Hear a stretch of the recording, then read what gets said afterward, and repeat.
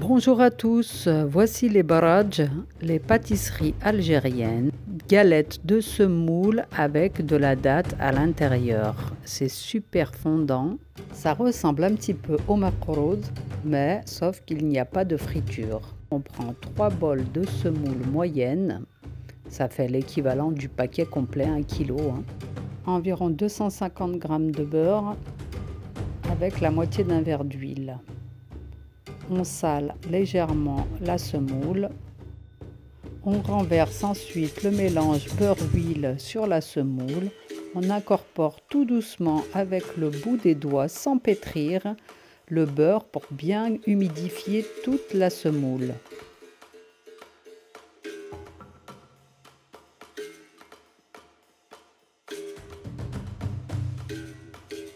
On laissera ensuite reposer pendant environ 2 heures pour bien que la semoule soit imprégnée des liquides.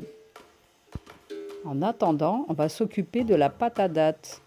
Donc on prend la pâte à date, environ la moitié du paquet.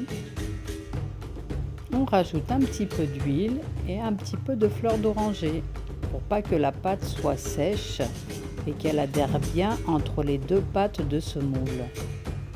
Vous pouvez ajouter un petit peu de cannelle pour ceux qui aiment. Vous pouvez même rajouter quelques graines de sésame pour le croustillant. Ça, c'est selon les goûts. Après les 2 heures de repos, on prend de l'eau, on ajoute un petit peu de fleur d'oranger et on ajoutera l'eau petit à petit pour humidifier la semoule pour pouvoir la rassembler en boule. Mais attention, on ne la pétrit pas.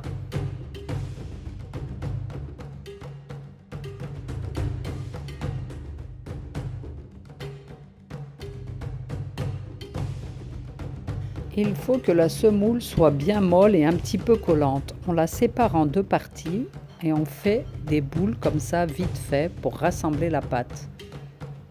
On prend 2 feuilles de papier cuisson et on met une boule sur chaque papier. On étale ensuite la pâte au rouleau en grand rectangle ou en rond comme vous voulez.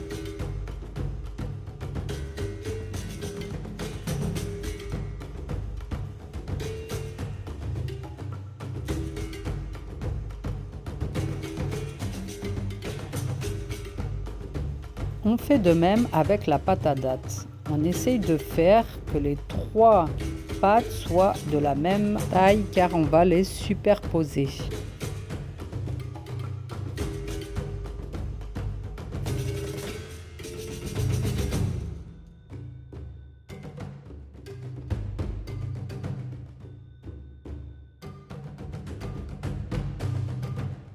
Et voilà, un petit coup de rouleau final pour bien souder les pâtes ensemble.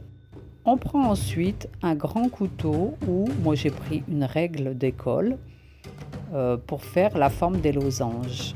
Donc on fait des bandes et après on fait comme pour les makroud, on fait des losanges. C'est beaucoup plus simple comme ça parce que sinon personnellement je m'y perds.